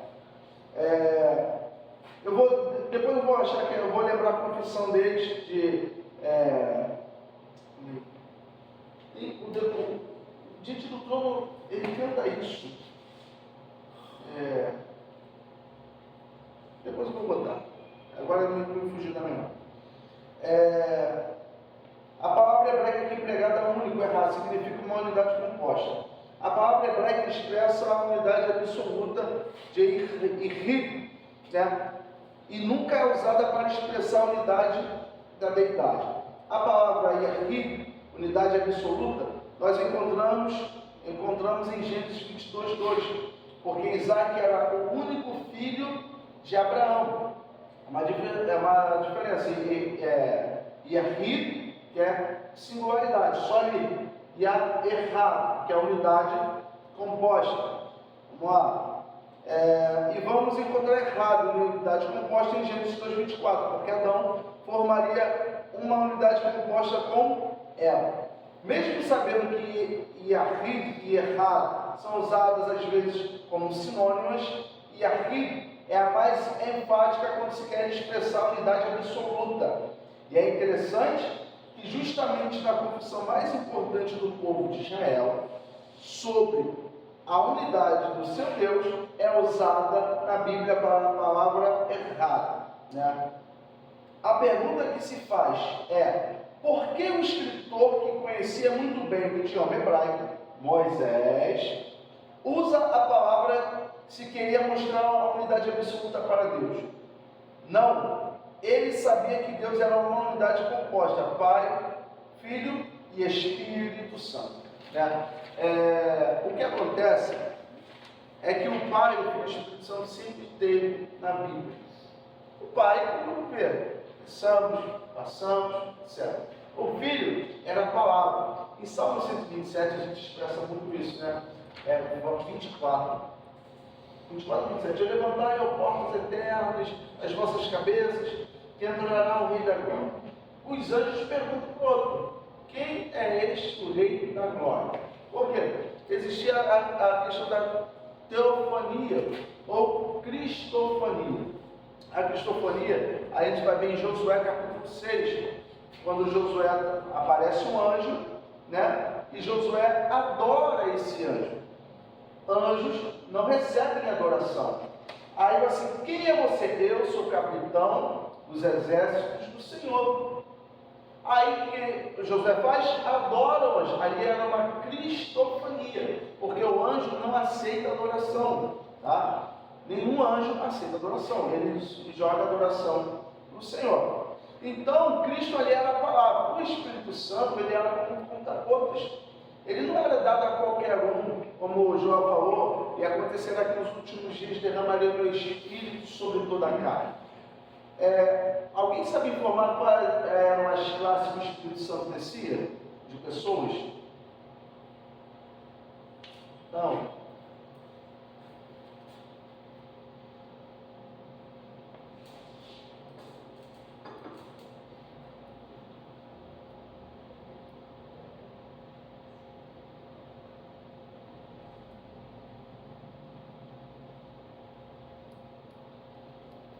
Reis, sacerdotes, profetas e juízes. Todas as vezes que Deus queria livrar o povo, ele descia com o Espírito Santo. Otiniel, Sansão, Baraque, tá? Não era sobre Débora. Baraque, porque a Débora não quebrou princípios. Baraque, tá? A Débora foi um grande auxiliadora, mas desceu sobre Baraque. Jefité, Gideão, Davi está aqui, ó, reis.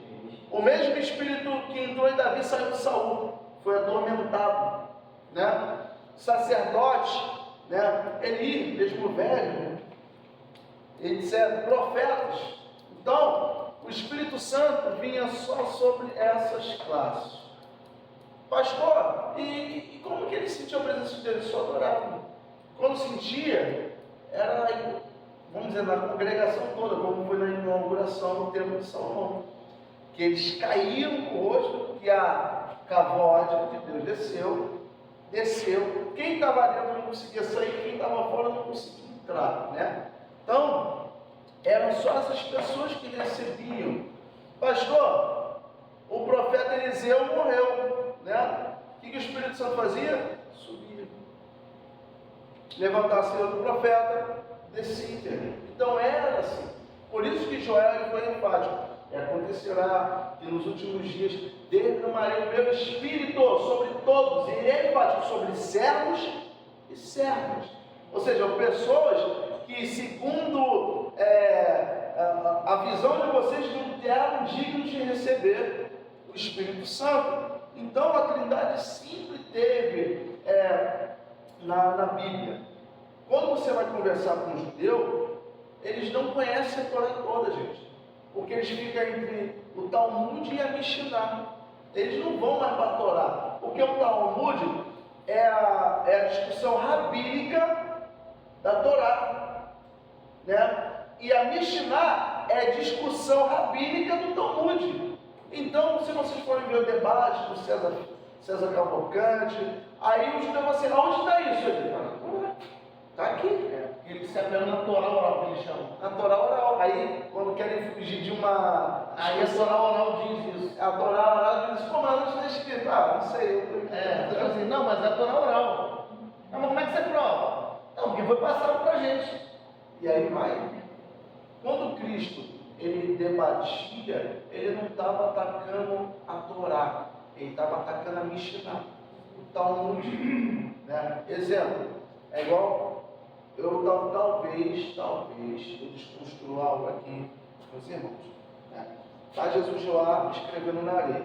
As pessoas, estava escrevendo os pecados. Não, rabino, Jesus era rabino, então ele, não sei. Quando leva uma mulher até ele, né, existia uma lei de Roma que era só quem poderia matar, era Roma. Ninguém poderia matar. As pessoas levam lá, primeiro que só levou a mulher, cadê o camarada? Só levou a mulher lá, aí fala assim, foi pegar a terra, o que tu manda fazer? Porque a lei manda matar. Se Cristo fala assim, então mata. Aí eu falei assim, ih, César, aí ó, estão querendo tomar teu lugar. O camarada já fala que é rei. Então, ó, estão querendo tomar teu lugar. César ia matar Cristo antes do tempo. E se Cristo fala assim, ó, não sei de nada não, não vai matar não, porque César não manda matar, aí os judeus iam matar Cristo porque assim, ó, está blasfemando. Aí sabe o que Cristo fala? Aqui não tem pecado que atira a primeira pedra. Por isso que isso aí, aquilo dali foi uma manobra de Cristo contra a sagacidade dos rabinos da época. Não foi uma questão só de misericórdia, também, porque, olha só, vamos analisar o texto. Eles vão escrever, todo mundo foi embora, ele ainda está aqui? Porque assim, claro que ele queria aquela alma, claro, estava prescrito, sabe, estava, gente. Só que ali foi uma pegadinha. Eles queriam incriminar o nosso Senhor. Ó, se ele mandar matar, tá, vamos matar, mas ele também vai morrer, porque é usurpação do poder de Roma. Ah, ele foi omisso, ele vai também morrer, porque ele é rabino. Meus irmãos, é um comentário que eu li, tá? Eu não prego isso em igrejas, tá? Entendam bem, fica aqui, não precisa concordar. Eu prego essa igreja, só que como eu vivo estudando, que a gente não pode para estudar. Estudiosos afirmam e acreditam, tá, que talvez Cristo, ele era um fariseu. Só que não era um fariseu pejorativo. Por quê? Você vê fariseu reclamando que Jesus era mestre? Não, porque quando Nicodemos falou, chamou ele de quê? De mestre. Os fariseus diziam, chamando ele de mestre. Os fariseus ficavam muito irados com Jesus e falaram assim, com que autoridade tu faz isso? Bar mitzvah, todos os preceitos de judaicos, Jesus cumpriu o rito, com 12 anos ele estava no templo. Então, para o povo reconhecer ele como mestre, ele teve a aprovação da escola rabínica. Ah, por que chamavam João Batista de mestre? Porque João Batista era um dos 4 braços do judaísmo, que eram os essênios, que na época do helenismo, né, a Grécia invadindo culturalmente, eles fugiram para o deserto. Então os essênios era praticamente a obra de restauração de hoje, né? Eles se achavam santos, mas eram mestres. Então, Cristo, por que tu acha que Cristo combatia o farisaísmo com tanta força? Porque ele era diante de Deus. Pastor, posso falar isso na igreja? Ele fala. Até tu dá, eu posso explicar. Por quê? Todo mundo chamava ele de quê? Rabi, Rabone, mestre. E os fariseus sempre estavam aqui perto dele. Por que autoridade ele faz isso? Aí você tá, quer falar de lei? Tá, vocês só estão presos a me ensinar. Se cair uma ovelha tua num buraco que a gente sabe, o que vocês vão fazer? Não vão descer para pegar a ovelha? E não tem muito mais uma alma do que uma ovelha? Então, Cristo estava combatendo pessoas de dentro. Quem era uma pessoa que era fariseu? Paulo. Paulo era fariseu. Nos pés de Gamaliel. Gamaliel era um camarada muito inteligente, que ele se comparava ao grau de sabedoria de Tiago, irmão de Jesus. Era um dos mais sábios da época. E Paulo aprendeu os pés de quem? De Gamaliel. E quem Paulo mais atacava, gente? Então, assim, a gente tem que entender que, pastor, vou falar isso na igreja. Não fala isso na igreja, gente. Não prega. Vai dar um nó. A pessoa, porque é fariseu, né? A pessoa pega uma palavra muito pejorativa. Só que fariseu é zelador da lei. Eles eram as pessoas que zelavam pela lei. Só que no período dos Macabeus, não sei que deu nele, não sei que deram neles, que eles começaram a mais ficar presos à tradição oral do que a própria Torá. Então, por isso que Cristo atacava veemente eles, porque eles saíram de lá de dentro. Porque ninguém pode ser chamado de mestre, gente. Ninguém pode ser chamado de mestre. As pessoas iam, ver que Nicodemo falou assim, ó, mestre, como é que é isso aí? Tu és mestre de Israel, tu não sabe disso? Então, assim, tem coisas que eu falo, a gente aprende no seminário que a gente não pode pregar na igreja. Porque a verdade é que nem todo mundo está preparado para ouvir, filtrar, entender. Por isso que eu falo, vocês não são obrigados a concordar comigo. Eu li, eu pensei, tive a minha conclusão, assim, caramba, Até que faz sentido. Porque Jesus não se levantou mestre. Né? Ah, pastor, eu creio que pode. Não, ele precisava ser batizado. Mas ele falou o quê? Faça, para que se cumpra a justiça. Então, assim, é algo que você não pode ensinar como doutrina. Fica guardado e armazenado. É igual você vai estudar quem é pré, quem é pós, quem é mid, quem é pretorista, né? Os pretoristas, né? Eles creem que o Apocalipse já aconteceu, né? Tudo lá na década de 70. Alguém tem alguma informação, alguma dúvida? Não? Tenho 10 minutos só, gente. Deixa eu só levantar uma questão, não sei se está dentro ou está fora, né? É o termo usado de tricotomia e dicotomia. É um outro termo também que as pessoas conversam com o cara não sabia. Você estava tocando no texto aí sobre a Trindade, né? Que o pessoal fala corpo, alma e espírito, né? Esse cara não sabia identificar o que seria dicotomia e tricotomia, corpo, alma e espírito. Tá, estou dentro, estou fora, me dê uma. Não, dentro e fora da onde? Da dicotomia e tricotomia que nós falamos sobre. Isso aí é antropologia bíblica, né? Eu até esqueci de botar na grade. Mas como vai ter as questões do final de ano, né? Então eu vou tentar jogar em antropologia bíblica. Isso é conceito da alma, né? Muitos creem na dicotomia, muitos creem na tricotomia. Eu creio na tricotomia. Tá? Pastor, eu creio na dicotomia mesmo, gente, importante. É tipo assim, tocou a trombeta, subiu. Eu creio nisso, né? Mas a tricotomia é o que a igreja prega, né? Muitos falam, corpo, alma e espírito. Não, é espírito, alma e corpo. Porque a alma não foi feita para o corpo foi feito para a alma. Né? E o espírito é algo que nos liga a Deus. A alma é o que nós somos. E o corpo é apenas um tabernáculo, somente.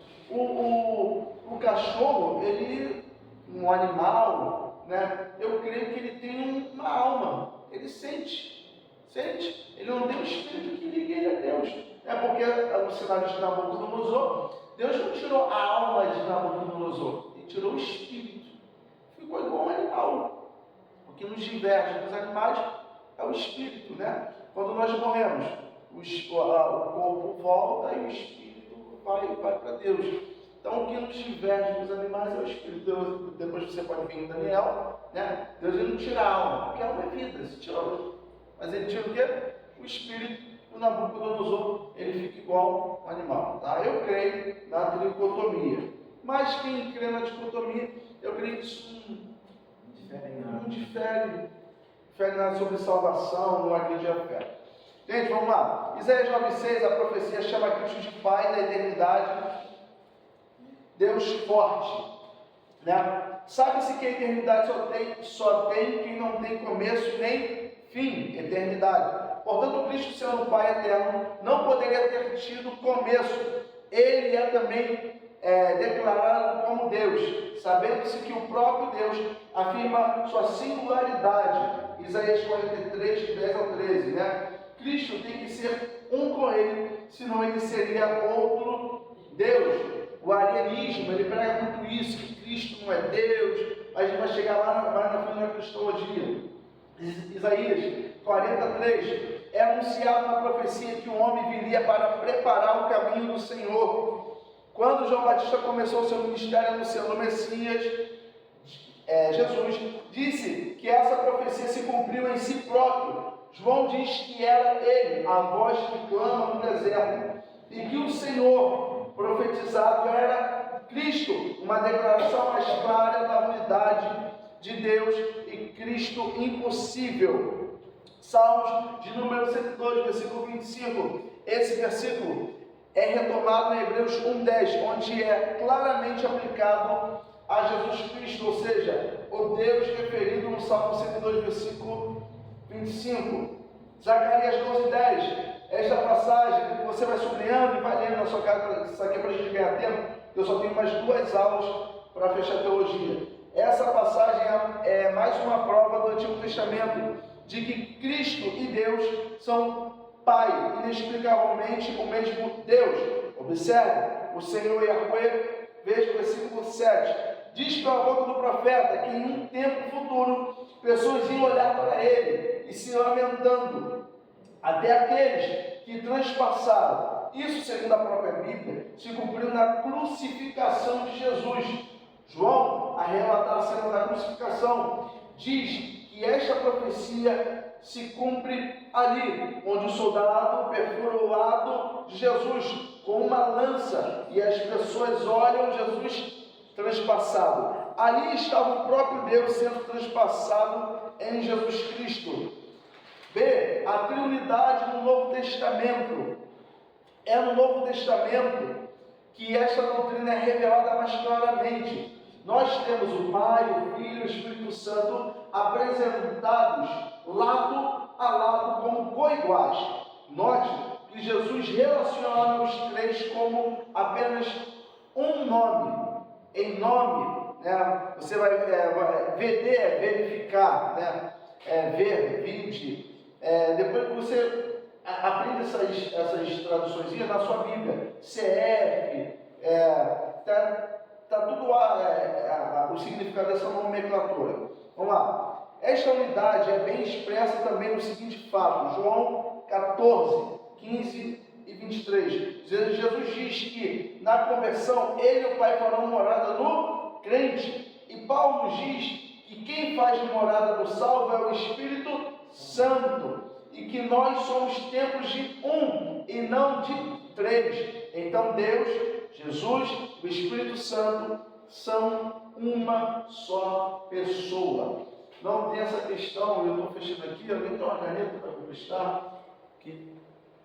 Obrigado, pessoal. Então, não são três deuses, né? Claro que em conceito de Trindade a gente não vai conseguir pegar tudo em uma aula, porque a Trindade, como eu disse, ela é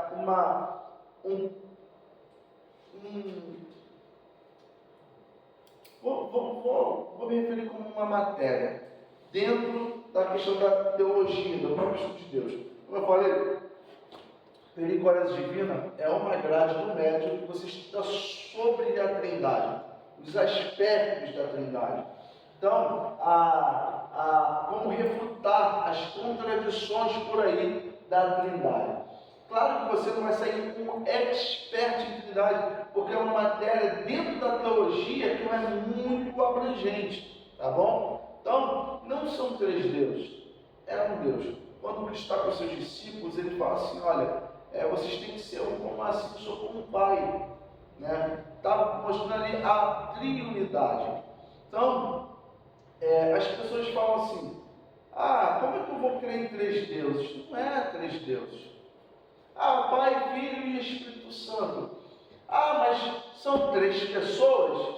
Sim, são três pessoas com uma mesma essência. Mas me explica essa maluquice aí, cara, porque não deixa de ser três pessoas. Olha, eu poderia te falar de trigêmeos, mas só que trigêmeos têm as suas particularidades. Eu estou falando que quem é Deus para você? Amor. Você olha para o Filho e você vê o quê? Amor. Você olha o Espírito Santo e você vê o quê? Amor. Tá, são três pessoas, mas a essência é mesmo? É mesmo. Você olha para três gêmeos. Um vai ser mais marrento do que o outro, vai ser mais estressado do que o outro. Um talvez vai ser mais gordinho do que o outro. São três pessoas iguais, mas com a essência diferente.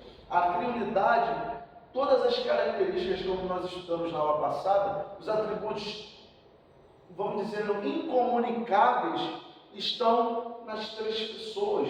Não se diverge. O Pai não diverge do Filho.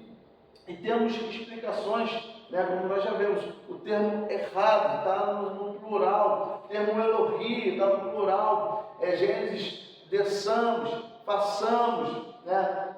Você dá para ver isso em Apocalipse. O Pai está, o Filho está, o Espírito está. Então, você vê que a Trindade sempre fez parte da Bíblia, sempre fez parte da história. Porém, como nós falamos lá, e Eu não sei se já caímos na questão oh meu pai, eu esqueci a palavra. Que Deus não tem mão, mas Ele se comunica para que a gente possa entender. Ai, meu Deus, muita coisa na minha cabeça. Tá. Deus não tem mão, Deus não tem pé, mas Ele se comunica com quem a gente possa entender. Então, se Deus chegasse e falasse assim, ó, eu sou Pai, eu sou Filho do Espírito Santo, meu irmão, ia dar nó na cabeça das pessoas. Por isso que Paulo ele fala que o Filho se manifestou na plenitude dos tempos, onde as pessoas poderiam compreender melhor. E é meio estranho isso, porque tem pessoas que até hoje não compreendem. E eu falo pessoas, não estou falando do mundo não, gente. O mundo não é obrigado a compreender. É nós como igreja. Se você se perguntar para uma pessoa, explica sobre a Trindade, tem pessoas que não vão saber explicar. Tá, quem é o Pai? Quem é o Filho? Quem é o Espírito Santo? Qual é o ministério do Pai? Tá, qual é o ministério do Filho? Tá, qual é o ministério do Espírito Santo? Tá, me explica aí sobre as 7 dispensações clássicas na Bíblia. Não vão saber disso, por quê? Porque elas não querem conhecer o Deus que se revela em amor e quer intimidade. Porque o maior desejo de Deus, tá, não é que a gente pule e sapateie no poder, é que a gente possa conhecer Ele. Pastor, eu estava lendo sobre, até vim falando com o senhor no carro, nós estávamos lendo sobre a revelação na criação, né? Deus se revelou no Gênesis, né?